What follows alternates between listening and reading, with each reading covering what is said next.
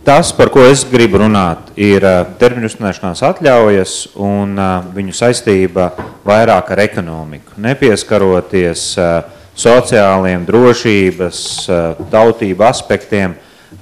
Es gribu koncentrēties uz ekonomiku. Un es gribu visiem atgādināt, ka mēs esam nu pat ieviesuši eiro.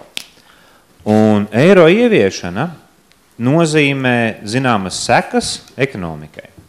Mēs visi ļoti labi zinām, kad ir eirozonā valstis, kuras ir sekmīgas. Mēs arī ļoti labi zinām, iestājoties eiro, un visi vēlreiz debatē pirms iestāšanās par to arī pārdomāja, ka ir valstis, kas ir klai nesekmīgas pēc iestāšanās eirozonā. Un mans jautājums līdz ar to, domājot par jebkuru politiku, kas skar ekonomikas sfēru un kur Latvija piemēro, tagad pēc iestāšanās eirozonā, ir, vai šī politika novedīs pie tā, ka Latvijas ekonomika ilgspējīgi un kvalitīvi attīstīsies eirozonā, vai viņi novedīs pie tā, ka mēs iespējams piedzīvosim krīzi nākotnē. Es gribu argumentēt, ka termiņu uzturēšanās atļauju ieviešana vistiešākajā mērā ir tieši tāda veida politika, kura vienmēr un obligātā veidā noved pie krīzes pēc iestāšanās eirozonā, turklāt pie krīzes, no kuras ir ļoti grūti vai neiespējami izeja. Tā ir ļoti bīstama politika no ekonomiskā viedokļa. Eirozonā ir divas valstu grupas, un, piemēram, es izvēlēšos Vāciju un Spāniju, bet bez Vācijas mēs varētu minēt vēl citas rūpnieciski sekmīgas valstis, Holanda, piemēram, Austriju, citas valstis atrodas Eiropas industriālajā centrā. Bez Spānijas mēs varētu minēt vēl citas līdzīgas Dienvidu Eiropas valstis, kā piemēram Grieķiju, Kipru, Portugāli, Itāliju daudzajādā ziņā, kuras arī attīstījās līdzīgā ekonomiskā veidā kā Spānija. Un starpība šajās valstīs, starpība tajā, kādā veidā šīs valsts attīstījās, bija, es argumentētu, ka Vācija lika uzsvaru uz to, ka viņi attīstīja ražošanu savās valstīs un eksporta dzīta ražošanu. Spānija vairāk attīstīja turismu, nekustamo īpašumu, tirzniecību pārdošanu, cilvēku piesaistīšanu, kas brauktu un dzīvotu Spānijas jūrmalās. Mēs šobrīd, pēc tam, kad abas šīs valstis kopš 99. gada ir pavadījuši zinām laiku eiro, mēs redzam ļoti skaidru un milzīgu atšķirību. Mēs redzam, ka Vācija ir sekmīga ar zemu bezdarba līmeni, mēs redzam Spāniju, kur ir iegrimus milzīgās ekonomiskās grūtībās. Mēs paši vēl dažus gadus atpakaļ bijām ekonomiskajā krīzē. Es domāju, ka mēs visi to atceramies. Un es domāju, ka mēs varētu visi šeit kopā vienoties par vienu lietu, kas ir, mēs nevēlamies vēlreiz šādu pašu krīzi. Pietika ar vienu reizi. Un tāpēc, lai padiskutētu par šīm lietām, pirmkārt es gribētu pieskarties vēlreiz krīzes cēloņiem. Ir slavenais joks par atslēgām, kas tiek meklētas zem lampas, jo tās visvieglāk tur var saredzēt, nevis varbūt tur, kur lampa nespīd. Es domāju, ka bieži krīzē mēs meklējam visvieglākajā vietā atslēgu tam, kāpēc notika krīze, bieži tiek vainot valdība, un skaidrs pie valdības patēriņa vienmēr notiek kaut kādas krāpšanās vai arī līdzekļu izsaimniekošanas, līdz ar to visiem ir iemesls sašust un nolemt, ka valdības patēriņš ļoti slikts un valdība noteikti bija tā, kas visu radīja. Ja mēs skatāmies, piemēram, uz tādām valstīm tā kā Spānija, mēs redzam, ka Spānijā tas nebija valdības patēriņš. Un es gribu šo jautājumu apskatīt tieši tāpēc, kad šobrīd ir daudzas runas par to, ka mēs esam mācījušies no krīzes, mēs esam pieņēmuši, piemēram, fiskālās atbildības likumu tagad, un tādēļ, ka mums būs fiskālās atbildības likums, mēs būsim tagad fiskāli atbildīgi valsts, un līdz ar to vairs nekad nenonāksim krīzē, kas noteikti nekustamā īpašumā nav svarīgi. Tās ir pilnīgi nepareizi no ekonomiskā viedokļa šāda veida runas. Un demonstrācijas gribu pastāstīt par Spānijas pieredzi. Spānija laikā līdz ekonomiskajai krīzei katru gadu turēja budžetu ar pārpalikumu. Sarkanais ir saucamais primārais budžeta pārpalikums, zilais ir kopējais. Visus gadus budžets bija vai nu sabalansēts primāri viņš katru gadu bija ar pārpalikumu, kopumā arī vairākus gadus bija ar pārpalikumu līdz krīzē. Protams, pēc krīzes iestāšanās, glābjot bankas, glābjot nekustamā īpašumu attīstītājus un tam līdzīgi, nodrošinot daudz lielākus bezdarba maksājumus, budžets ir deficītā, bet pirms krīzes Spānijas budžets bija ar pārpalikumu. Ja Spānijā būtu bijis fiskālās atbildības likums, nekas nebūtu mainījies un nebūtu noticis savādāk. Tas nebūtu glābis Spāniju no krīzes.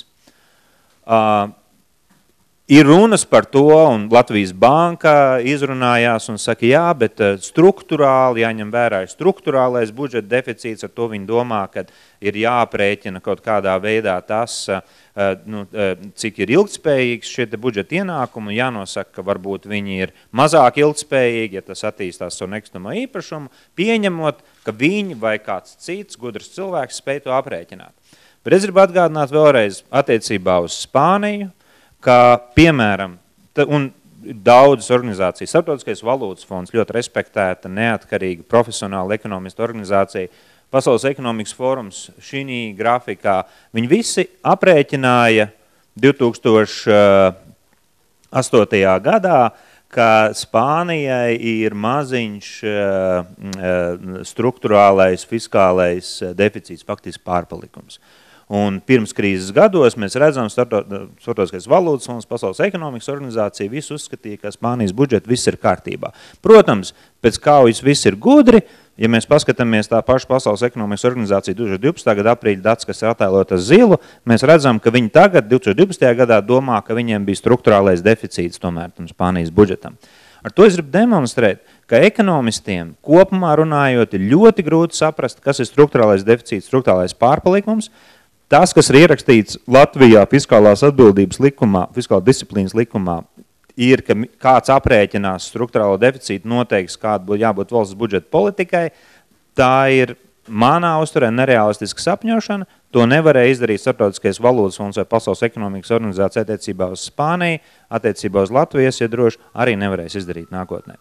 Līdz ar to arī šis nav nekāds brīnuma līdzeklīts vai nūjiņa, ar kuras palīdzību Latvija attīstīsies sekmīgi tālāk uz priekšu nākotnē.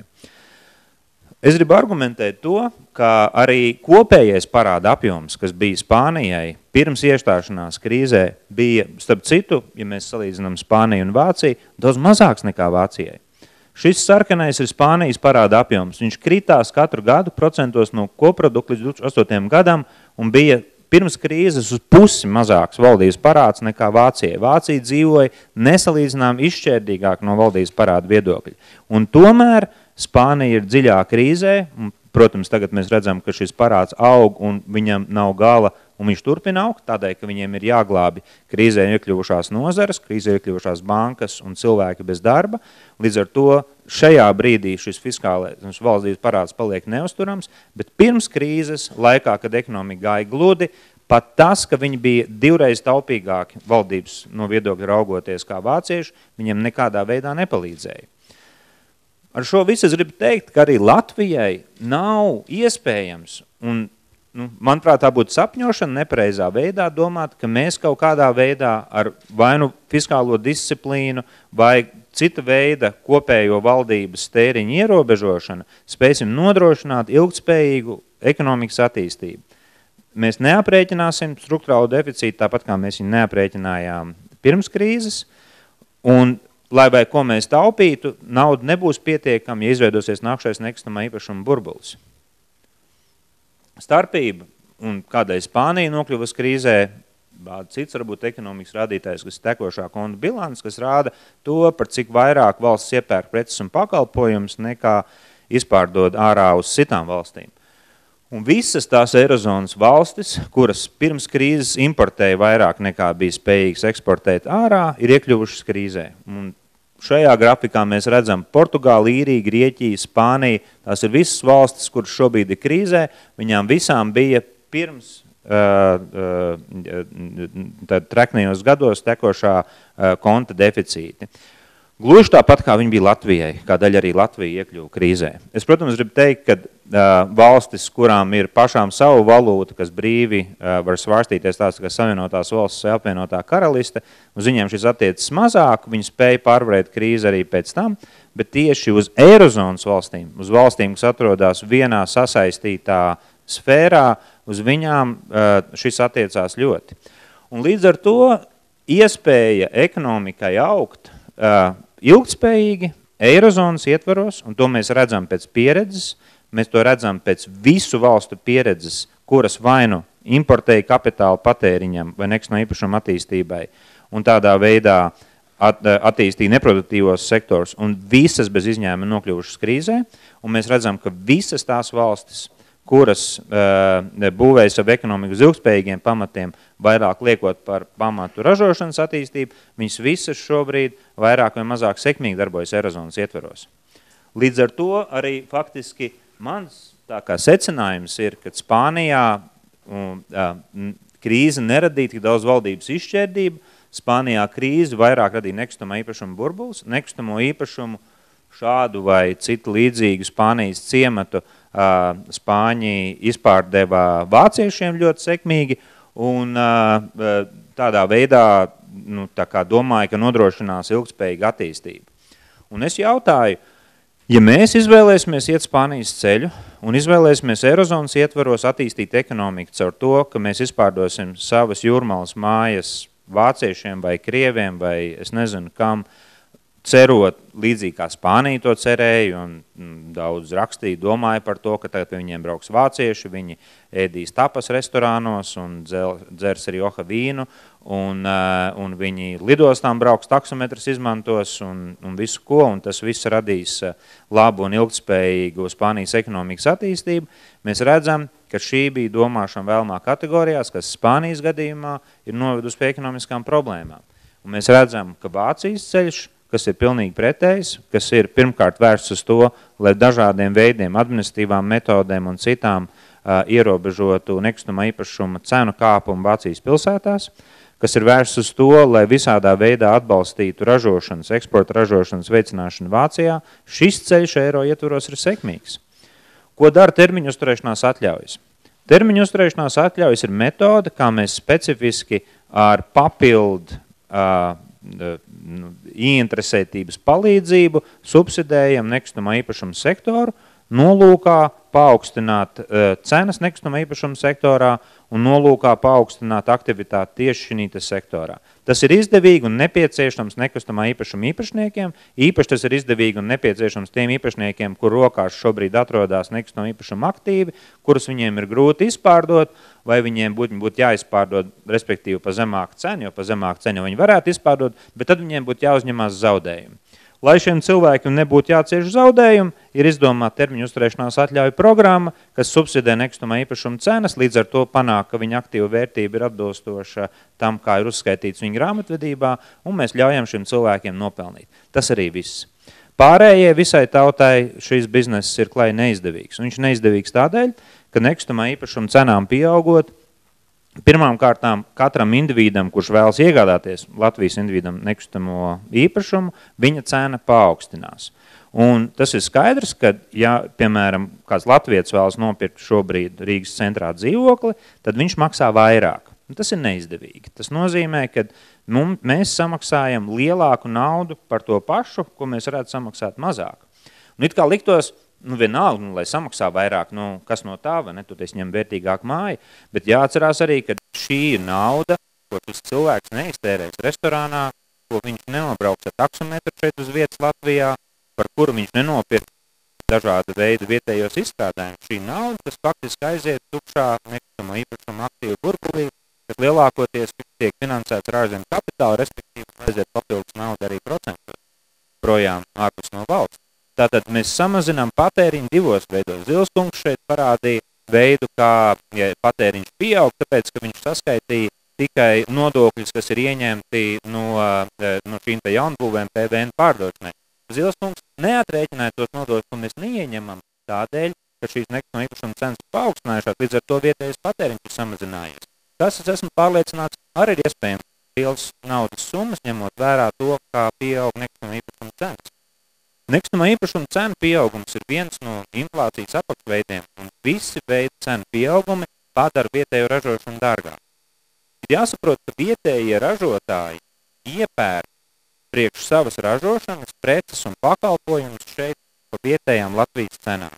Un tas veido pašizmaksu vietējiem ražošanas uzņēmumiem. Tajā skaitā šajā pašizmaksā ietilpst arī dzīvoklis centrā, jo es, piemēram, vēlos atvilināt atpakaļ uz Latviju kādu augstu izglītot, piemēram, zinātnieku, kurš šobrīd, piemēram, strādā, Savienotajās valstīs vai Šveicē, bet ir latvietis un labprāt strādāt šeit, man viņam ir jānodrošina vismaz tik liels ienākums, lai viņam nebūtu jādzīvo purciemā, bet viņš varētu nopirkt tādu elegantu dzīvokli, kā viņš vēlētos. Līdz ar to man šī alga ir jāpaukstina tik tālu, lai viņš varētu to atļauties. Tas noved pie tā, ka man jāmaksā ir vairāk, bet šī nauda nenonāk cilvēkam, viņa vienkārši aiziet nekustamajai īpašumam. Man maksājot vairāk šādiem speciālistiem, mana peļņas daļa samazinās. Līdz ar to manu konkurētspēja samazinās, man spēja investēt tālāk attīstībā, kā uzņēmējiem samazinās, mana uzņēmuma ilgtspēja samazinās ar laiku mana produktu un preču pievienotā vērtība, un ar laiku es kļūstu nekonkurētspējīgs. Un tieši šis ir skumjais stāsts, ko piedzīvoja Spānija, jo Spānijā, pateicoties nekustamā īpašuma bumam, pateicoties tam, ka nekustamā īpašuma cenas auga un kopējais inflācijas līmenis auga, kopumā Spānijas ražotāji ir palikuši nekonkurētspējīgi, darba vietas no sākuma pārcēlās uz būvniecību, kad būvniecības burbulis beidzās, izzuda. Un nu vairs nav ne rūpniecības darba vietu, ne būvniecības darba vietu, nav nekā. Un tas ir tas, pie kā noveda politika, īpaša politika Eirozonas ietvaros, kurā tiek subsidēta specifiskā veidā tieši nekustamā īpašuma attīstība.